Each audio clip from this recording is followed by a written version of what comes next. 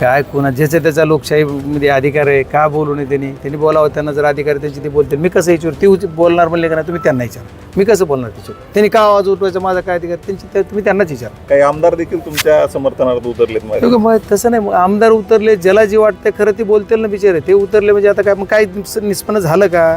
तुम्हाला जी वाटतंय थोडं तुम्हाला विचारणारा प्रश्न त्याला कुठं दिसलं का काही दूर तरी वाटलंय का कुठं काही? पण तुमच्या मनाला विचारा बरं की बजरंग सोनवणेचं पोरगं असं करू शकते, असं वाटतंय बरं खरं? तर ठीक आहे, राजकारण आहे, चालू शकते आपण, त्याला काय झालं लई जास्त हे करायची गरज नाही. मला वाटतं जे आहे ते आलिया भोगाशी असावे साधारण. आलाय आता आमच्या नशिबाला, चलू द्या. आता आमचं नशीब तसं समजा सध्या तुमचं चांगलं चाललंय, चलू द्या. आता आमचं बघू काय असेल ते. काय कोणा ज्याच्या त्याचा लोकशाहीमध्ये अधिकार आहे, का बोलू नये त्यांनी बोलावं. त्यांना जर अधिकार आहे त्यांची ते बोलतील. मी कसं याच्यावर ती बोलणार म्हणले का नाही तुम्ही त्यांना विचारा. मी कसं बोलणार त्याच्यावर? त्यांनी का आवाज उठवायचा, माझा काय अधिकार, तुम्ही त्यांनाच विचारा. काही आमदार देखील तुमच्या समर्थनार्थ उतरलेत. मग तसं नाही, आमदार उतरले, ज्याला जी वाटतंय खरं ती बोलतील ना बिचारे. ते उतरले म्हणजे आता काय मग काय निष्पन्न झालं का? तुम्हाला जी वाटतंय थोडं तुम्हाला विचारणारा प्रश्न त्याला कुठं दिसलं का काही दूर तरी वाटलंय का कुठं काही? पण तुमच्या मनाला विचारा बरं की बजरंग सोनवणेचं पोरगं असं करू शकते, असं वाटतंय बरं खरं? तर ठीक आहे, राजकारण आहे, चालू शकते आपण, त्याला काय झालं लई जास्त हे करायची गरज नाही. मला वाटतं जे आहे ते आलिया भोगाशी असावे साधारण. आलाय आता आमच्या नशिबाला, चलू द्या. आता आमचं नशीब तसं समजा सध्या तुमचं चांगलं चाललंय, चलू द्या. आता आमचं बघू काय असेल ते. नाही, बीड जिल्ह्याचा खासदार म्हणून माझ्या ज्या जबाबदारी आहेत ती निष्ठेनं पार पाडायचा प्रामाणिक प्रयत्न करतोय. रेल्वे संदर्भात काही विषय होते, रेल्वेचे छोटे विषय जे काही मी 2 वर्षात सूचना केल्या तेवढे 99% कंप्लीट करून द्यायचा प्रश्न मार्गी लावलेला आहे. आता फक्त 2 विषय माझ्या दृष्टीनं, एका ठिकाणचं ते तुमची ढोले वस्तीचा आरोबी पाहिजे ती एक राहिला, आणि ते बार्शी नाका रेल्वे स्टेशन. तर बार्शी नाका रेल्वे स्टेशन जे आहे ते यांच्या अंडर येत नाही. तुझा प्रस्ताव पाठवून मी तिथून बोर्डातून करून घेणार आहे. आरोबीचा विषय पण मार्गी लागेल आणि त्याला एक ओव्हरब्रिज आहे. याच्यानंतर रेल्वे जे आहे विषय आहे इंटरलॉकिंग, आता जवळपास आमचं आष्टीच्या पुढं आलं आहे, म्हणजे आष्टीच्या पुढं झालं आहे. आता बीडपर्यंत आपल्याला 1 महिन्यामध्ये इंटरलॉकिंग होईल, म्हणजे फास्ट रेल्वे जायला मोकळे झालो. आणि याच्यानंतर वडवणीपर्यंत एकदम क्लिअर झालेलं आहे सगळं. त्याच्यानंतर पुढं जी आहे ती शिरसाळ्यापर्यंत काम बरेच झालेलं आहे. त्याच्यात फक्त 2 गावाचं थोडं डिस्प्युटेड होतं, विनाकारण काही थोडे शेतकऱ्यांच्या मागण्या असतील किंवा काय थोडंफार असेल ती 2 गावाचा डिस्प्युटेड मिटेल. आणि त्याच्यानंतर परळी पुढं शिरसाळा टू परळी, शिरसाळ्याची परळीमध्ये 4 गावाचा थोडे काही 1-2 शेतकऱ्याचं डिस्प्यूट आहे. कुणाचं नाव बदललं आहे, ज्याचा ॲक्वायर झाला आहे तो सर्वे नंबर वेगळ्या माणसाचा आहे, वेगळ्याच माणसाच्या नावानं झालं आहे, असे थोडे छोटे विषय आहेत. आणि पुन्हा ही जी आहे ती दक्षिण रेल्वेला एक त्यांचं डिपार्टमेंट तिकडून परळीला दक्षिण रेल्वे आहे, त्याच्यामुळे तिथला त्यांचा कनेक्टिव्हिटी त्यांनी करून देणं परळी आणि जलालपूरमध्ये ती पण बऱ्यापैकी संपवलं आहे. त्यांना 1-2 महिने लागतील.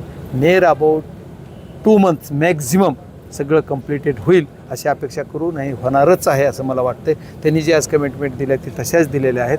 मला हे 2 महिन्यात आम्हाला कलेक्टर साहेब आणि आम्ही सगळेजण मिळून CM साहेबाला बोलणार आहोत आणि येणाऱ्या काळामध्ये आमचे रेल्वे मंत्री असतील किंवा केंद्र शासनाचे जी कोणी असेल त्यांना सगळ्यांना बोलून लवकरात लवकर मराठवाडा मुक्तीसंग्रामाचा 2रं वर्ष, पहिल्या वर्षी बीडपर्यंत आणि याच्यानंतर पुढचा येणारं ही जी वर्ष आहे या वर्षाला 1 वर्षाच्या आत परळीपर्यंत जी न्यायचं आमचं उद्दिष्ट होतं ती पूर्ण होईल अशी अपेक्षा करू. आता त्याला तुमची सर्वांची च्या माध्यमातून शेतकरी ह्यांची साथ लागेल. थोडी कुठं अडचण आली तर सांगता येत नाही, पण 99% आम्ही त्याचं परळीपर्यंतची लाईन कंप्लीट करून ते रेल्वे परळीपासून 17 सप्टेंबरला कसे धावेल ह्याच्या प्रयत्नात आहोत. त्याच्यात काय मायनर वर्क राहील ते 1-2 महिने पुढं चालेल. पण आता इंटरलॉकिंग झाल्याच्यानंतर तुम्ही इंटरेस्टची गाडी बीडपासून पुण्यापर्यंत हडपसरला ते आता झालेलं चालू आहे स्टेशन, त्याच्यामुळे तिथपर्यंत चालू होईल. जरी परळीला पुढं मागं उशीर झाला तरी त्याच मुहूर्तावर 17 सप्टेंबरला बीडहून गाडी चालू होती का, जी की इंटरसिटी म्हणजे जी आता आपल्या डुगुडुगु 5-7 तास लागतात, त्याच्याऐवजी इथून सकाळी पहाटे गेली 10 वाजता पुण्यात कशी पोहोचल अशा पद्धतीचं नियोजन आम्ही करतो आहे.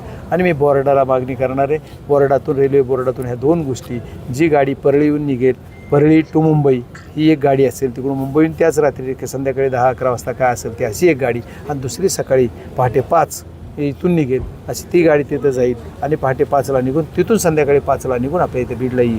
अशा पद्धतीचं नियोजन, म्हणजे टाईम मागं पुढं असेल, पण एक इंटरसी पुन्हा टू बीड टू पुणे आणि पुणे टू बीड आणि दुसरी परळी टू मुंबई आणि मुंबई टू, अशा 2 गाड्या कशा चालू होत्या बीडला याच्यासाठीचा प्रयत्न करतो आहे. बोर्डामधून येणाऱ्या सेशनमध्ये 1 महिनाभर मी दिल्लीतच असणार आहे, 1-1.5 महिने काय असेल तेवढ्यात हे करून आणि हा एक विषय होता.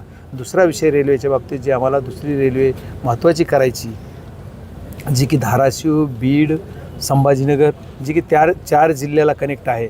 तुमचा पहिला जिल्हा येईल धाराशिव, दुसरा येईल बीड, तिसरा येईल जालना आणि छत्रपतीनगर. त्याच्यामध्ये तालुके येतात कळंब, केज, बीड, गेवराई, अंबड आणि पैठण, धाराशिव आपले संभाजीनगर. तर असे हे 8 तालुके आणि 4 जिल्ह्याला जोडणारा जो हा मार्ग आहे, ह्या मार्गाचे त्यांनी ऑप्शन घेतलेले आहेत.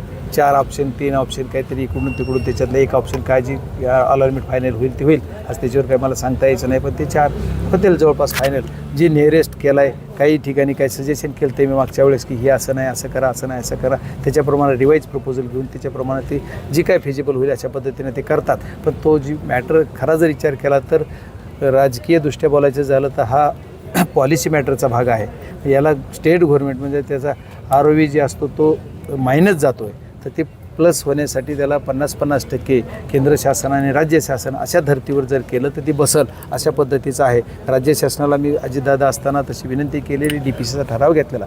आता बदललेली सिच्युएशन, बदललेल्या परिस्थितीमध्ये अर्धमंत्री आणि मुख्यमंत्री साहेब आहेत. मुख्यमंत्री साहेबांनी पण मला शब्द तसा दिलेला, त्याची बैठक पण आम्हाला पुढच्या काही दिवसात लावायची.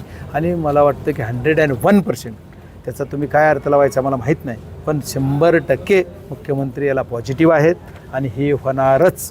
त्याच्यामुळे या सर्व गोष्टी 100% आपल्याला हा मार्ग व्हायचा मार्ग मोकळा होईल